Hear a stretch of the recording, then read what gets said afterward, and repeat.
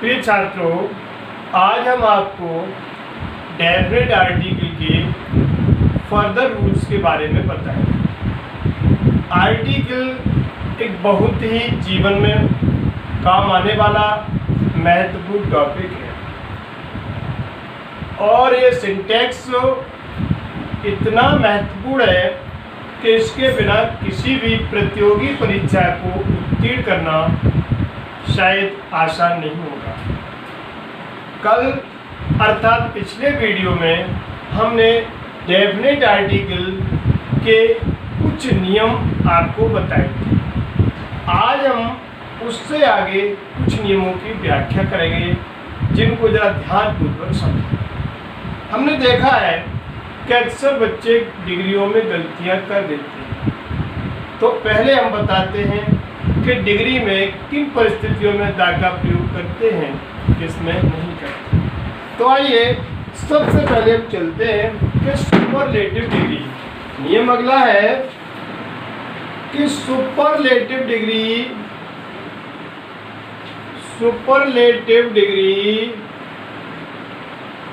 से पहले दा का प्रयोग होता है। सुपरलेटिव डिग्री से पहले दा का प्रयोग होता है। अब सुपरलेटिव डिग्री क्या होती है? तो एडजेक्टिव की तीन अवस्थाएं होती है जिनको हम डिग्री कहते हैं: पॉजिटिव डिग्री, कंपैरेटिव डिग्री और superlative degree.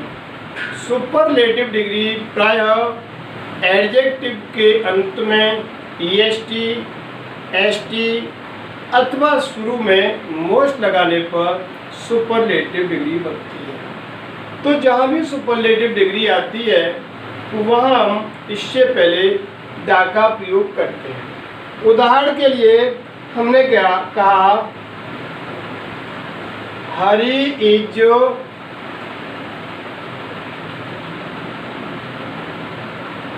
A tallest boy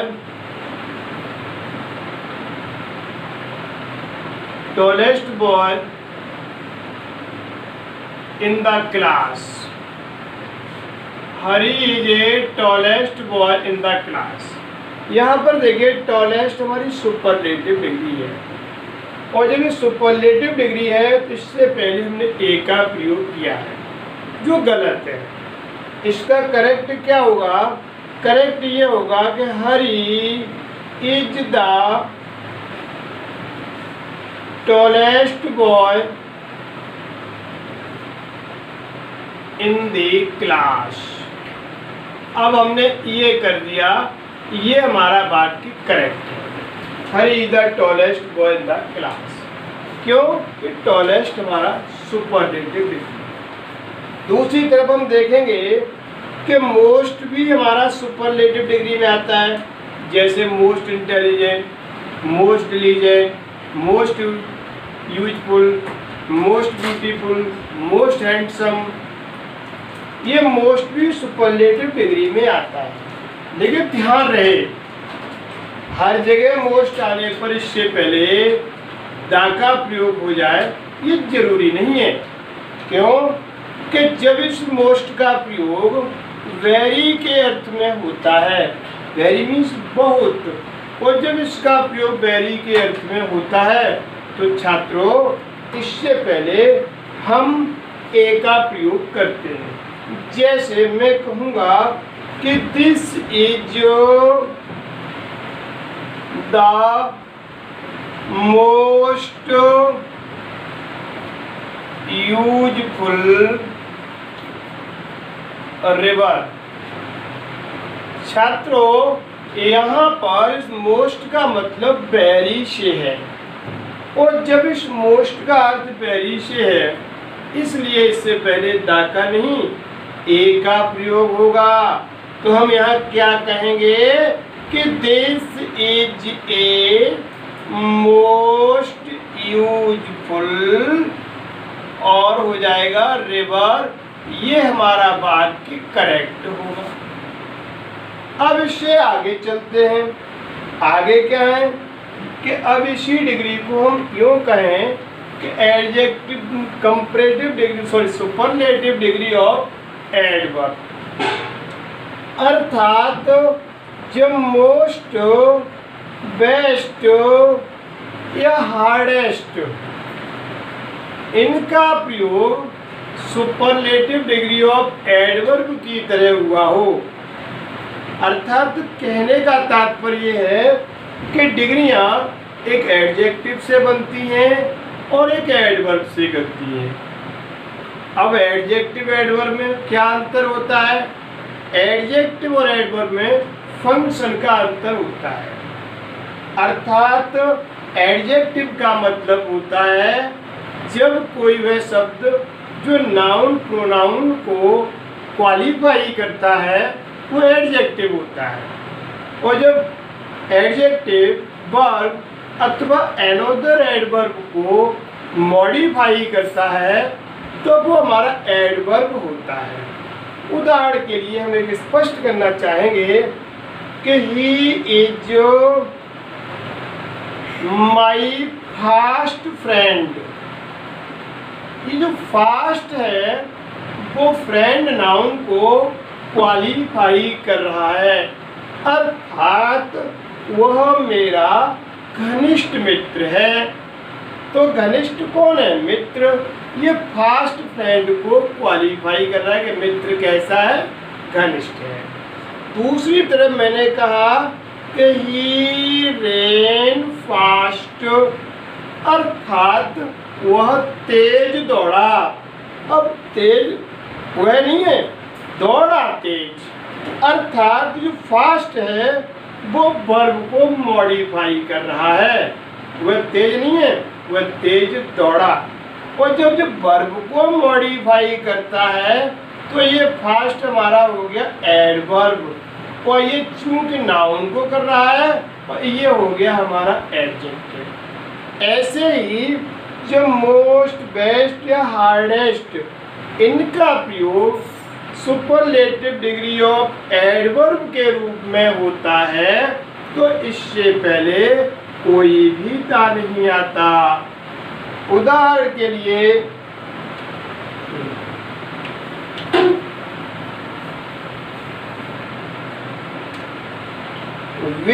what books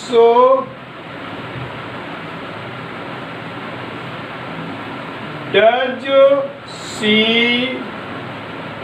like the most? मैंने कहा कि what books does she like the most? यहाँ क्या है? ये जो most है वो एडवर्ब का काम कर रहा है, और जब एडवर्ब का काम करता है इसलिए इससे पहले दा का प्रयोग नहीं होगा। दा नहीं, एन द किसी का प्रयोग नहीं होगा। और जब हम इसको करेक्ट लिखेंगे तो देखिए छात्र ध्यान देंगे कि what books does she like, और द होगा लाइक मोस्ट। अब ये वाक्य हमारा करेक्ट है। अब बेस्ट भी आता है। बेस्ट कैसे आता है? विच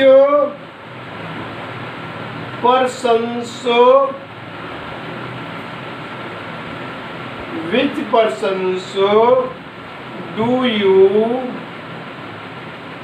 लव बेस्ट? तुम किस प्रकार के व्यक्तियों को सबसे अधिक पसंद करते हो? Love the best.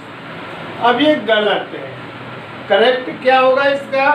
यहाँ पर लिखा हुआ दा हटा दीजिए, अब हो जाएगा which person do you love best. अब ये वाक्य हमारा सही है। अब इसके बाद चलती है कंपैरेटिव डिग्री। जैसा कि हम जानते हैं कि कंपैरेटिव डिग्री से पहले हम किसी भी आर्टिकल का प्रयोग नहीं करते। जैसे he is taller than I, he is taller than I. अब ये करेक्ट वाक्य है। इससे पहले हम ए, एन अथवा दा का प्रयोग कर देंगे तो गलत है। क्योंकि कंपैरेटिव डिग्री से पहले कभी भी आर्टिकल का प्रयोग नहीं होता है। अब दूसरी तरफ जब हम चलते हैं तो हम पाते हैं कि अब देखिए ध्यान से, अब यहाँ पर थोड़ा ध्यान देने की बात है। छात्रों ध्यान दीजिए, यहाँ पर आपसे बहुत गलतियाँ होंगी। क्या है कि यदि कंपैरेटिव डिग्री के बाद, समझने की कोशिश करें, यदि कंपैरेटिव डिग्री के बाद कोई एक वचन काउंटेबल नाउन आता है। अब काउंटेबल नाउन क्या होता है? काउंटेबल नाउन का मतलब होता है the nouns which can be counted. ऐसी संज्ञाएं जिनको गिना जा सकता है वो काउंटेबल नाउन होते हैं। तो अगर एक वचन काउंटेबल है इनके तुरंत बाद, तो कंपैरेटिव डिग्री से पहले ए और एन का प्रयोग होगा। ध्यान देंगे कैसे? जैसे he is a better, he is better player than I. अब ये बात की गलत है। क्यों गलत है? अब ध्यान दें, अगर यह बेटर के बाद ये प्लेयर नहीं होता तो कोई फर्क नहीं था, हमारा वाक्य सही था कि he is better than I. लेकिन बात इसकी नहीं है, बात ये है कि कंपैरेटिव डिग्री के बाद जब कोई सिंगुलर काउंटेबल नाउन आता है तो कंपैरेटिव डिग्री से पहले ए और एन का प्रयोग किया जाता है। जैसे मैंने कहा he is a better player, he is a better player than I। अब ये वाक्य हमारा करेक्ट। दूसरी तरफ अब देखिए, अब यदि कंपैरेटिव डिग्री ऑफ एडवर्ब हो, अगला नियम है कि मानो कंपैरेटिव डिग्री तो है लेकिन वो कंपैरेटिव डिग्री एडवर्ब की है। अगर वो एडजेक्टिव की है उसके लिए तो हमने दो कंडीशंस आपको बता दी, लेकिन मान लीजिए वो degree comparative degree of adverb है। ऐसी स्थिति में क्या होगा? ऐसी स्थिति में ये होगा कंपैरेटिव डिग्री से पहले हम द का प्रयोग करते हैं। उदाहरण के लिए कैसे होता देखिए, higher we go, cooler we feel. Higher we go, cooler we feel. ये अब यहाँ देखिए ये भी है और कूलर यहाँ भी है। या तो यूँ कहिए कि जब दो वाक्यों में एक वाक्य दो पार्ट होते हैं वो क्लॉज कहते हैं। अगर दोनों कंपैरेटिव डिग्री से शुरू हुए हैं तो ये एडजेक्टिव को, मात्रा को कम ज़्यादा बताते हैं। ऐसी स्थिति में दोनों से पहले था। दूसरी तरफ इसका नियम है वो जानिए कि कंपैरेटिव डिग्री ऑफ एडवर्ब, हम यह देख रहे हैं कि कंपैरेटिव डिग्री अपने साथ देन को लेकर के आती है, इनके साथ भी देन का प्रयोग नहीं है। अतः हम कह सकते हैं डिग्री एडवर्ब की है। और जब कंपैरेटिव डिग्री ऑफ एडवर्ब होती है तो इससे पहले छात्रों द का प्रयोग होगा। अब हम कहेंगे the higher we go, the cooler we feel. Higher we go, the cooler we feel. ये वाक्य हमारा सही है। More you get, more you want. More you get, more you want. More you want. अब इसका अर्थ है जितने ही ऊंचे हम जाते हैं उतना ही अधिक ठंडक हम महसूस करते हैं। इसका मतलब हुआ जितना ही अधिक हमको मिलता है उतना ही अधिक हम चाहते हैं। दोनों वाक्य कंपैरेटिव डिग्री से शुरू हुए हैं। ये डिग्री हमारी कंपैरेटिव डिग्री ऑफ एडवर्ब है, not comparative degree of adjective. इसलिए हम कह सकते हैं कि यहाँ पर होगा the more you get, the more you get comma the more you want. ये डिग्री थी। इसके आगे अगले नियम की हम चर्चा करें। नेक्स्ट रूल ये है कि यदि किसी प्रॉपर नाउन का प्रयोग यदि कॉमन नाउन की तरह हुआ हो, कोई प्रॉपर नाउन है और उसका प्रयोग कॉमन नाउन की तरह हुआ हो, ऐसी कंडीशन में उस प्रॉपर नाउन से पहले हम दा का प्रयोग करते हैं। समझने वाली बात यह है कि प्रॉपर नाउन होता क्या है। प्रॉपर नाउन किसी व्यक्ति, वस्तु, स्थान विशेष के नाम को प्रॉपर नाउन कहते हैं। और कॉमन नाउन जो एक जैसे अनेक हों। उदाहरण के लिए मैंने कहा कि कहाँ जा रहे हो, आंसर आया कि स्कूल जा रहे हैं। अब स्कूल किसी का नाम तो है नहीं, ये तो कॉमन बात हो गई, बहुत सारे स्कूल हैं। अगर आपने किसी स्कूल का नाम ले लिया कि मैं PRT सरस्वती इंटर कॉलेज जा रहा हूँ, तो ये प्रॉपर नाउन है, ये किसी स्कूल का नाम है। लेकिन आपने जनरल किसी कह दिया स्कूल जा रहे हैं, तो प्रॉपर नाउन नहीं, कॉमन है। कॉमन कहते हैं एक जैसे अनेक होते हैं। उदाहरण के लिए हमने घर पर कोई डॉगी को पाल रखा है, तो वो डॉग हमारा कॉमन नाउन हो गया।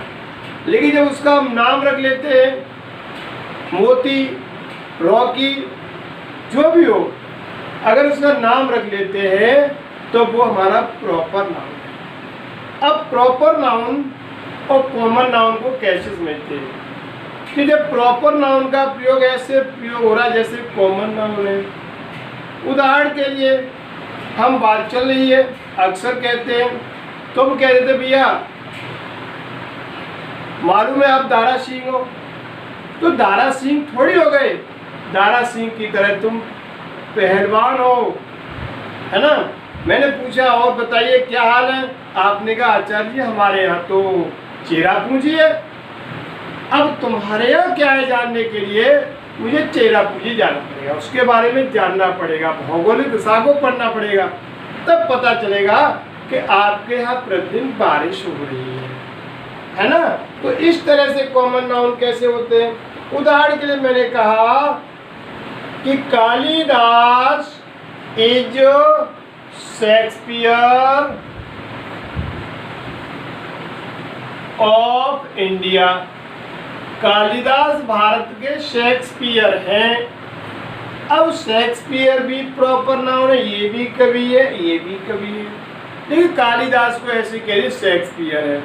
अब इसका मतलब ये नहीं हुआ, इसका मतलब कालिदास शेक्सपियर की तरह एक महान विद्वान व्यक्ति हैं, महान कवि हैं।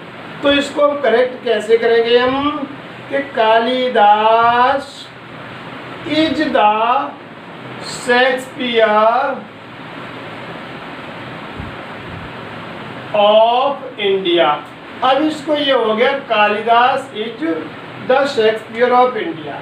ऐसे मिल्टन है, जोहन मिल्टन अंग्रेजी में एक अंधे कवि हैं।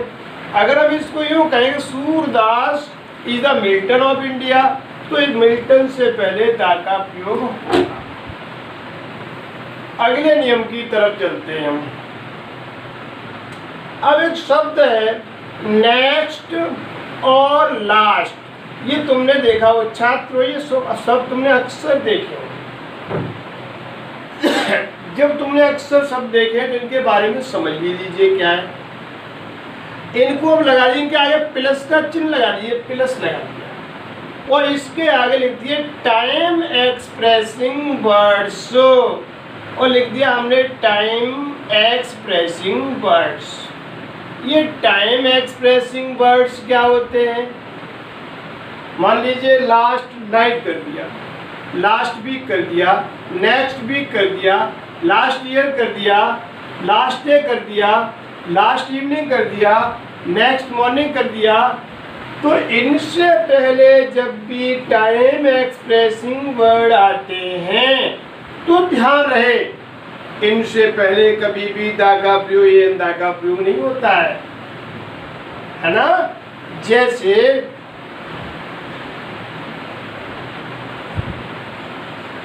he went to Delhi the last month। हमने कह दिया थी लास्ट मंथ, ये करेक्ट इनकरेक्ट है। क्यों इनकरेक्ट है? क्योंकि हमने क्या कहा, ये लास्ट है। इसके बाद टाइम एक्सप्रेसिंग वर्ड मंथ आया है। टाइम एक्सप्रेसिंग वर्ड क्या है भैया? मंथ है। समझने योग्य बात यह है कि जब इस मंथ का यहाँ पर प्रयोग हुआ है, ऐसी कंडीशन में हम लास्ट से पहले दा का प्रयोग नहीं करेंगे। अब यहाँ पर अगर होता नेक्स्ट मंथ तो नेक्स्ट से पहले भी दा का प्रयोग नहीं। तो करेक्ट जब हम करेंगे तो इस लास्ट को यहाँ से हटा दें। अगली क्या है, इसके आगे की ओर देखिए। अब मान लीजिए लास्ट शब्द है, लास्ट के बाद टाइम एक्सप्रेसिंग वर्ड आते हैं। क्या आते हैं भैया? Time expressing word, time expressing words. जैसे evening, last hour, last 2 hours, last 10 minutes, last night, कुछ भी आता है।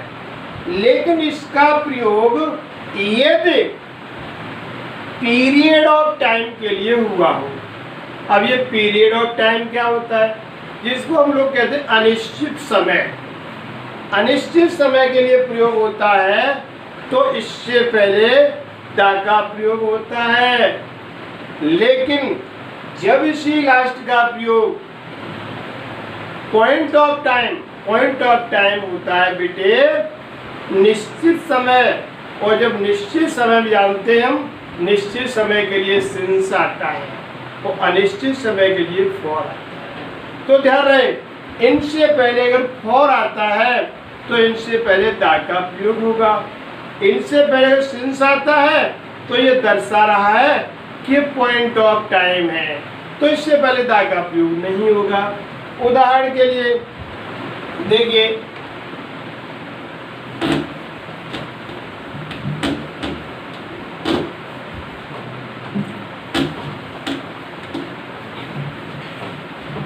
उदाहरण के लिए इट हैज बीन रेनिंग, ठीक है, फॉर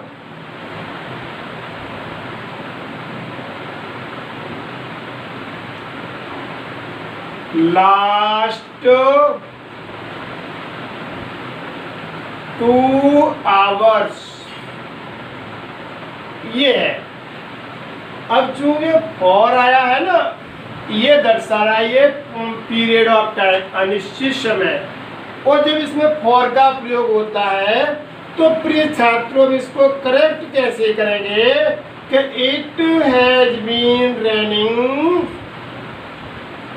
फॉर द, इसके बाद द लगा देंगे, द लास्ट और 2 आवर्स।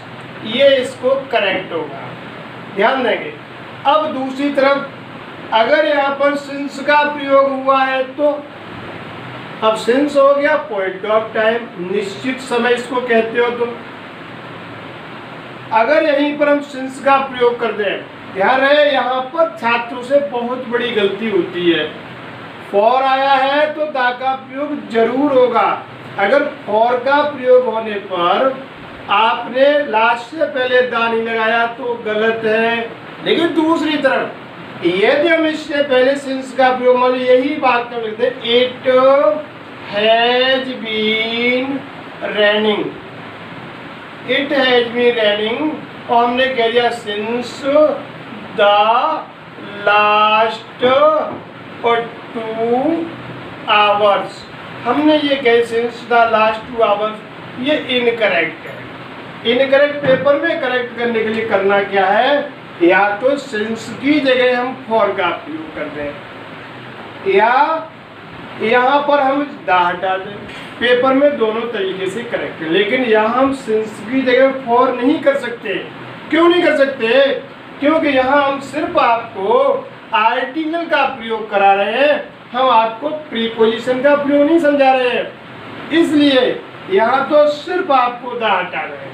पेपर में आपने सिंस की जगह फॉर कर दिया, आपका बात करेक्ट हो जाएगा। तो यहाँ पर क्या सही होगा कि it has been raining, it has been raining since last 2 hours. ये वाक्य हमारा करेक्ट है। प्रिय छात्रों, आज के लिए बस इतना ही।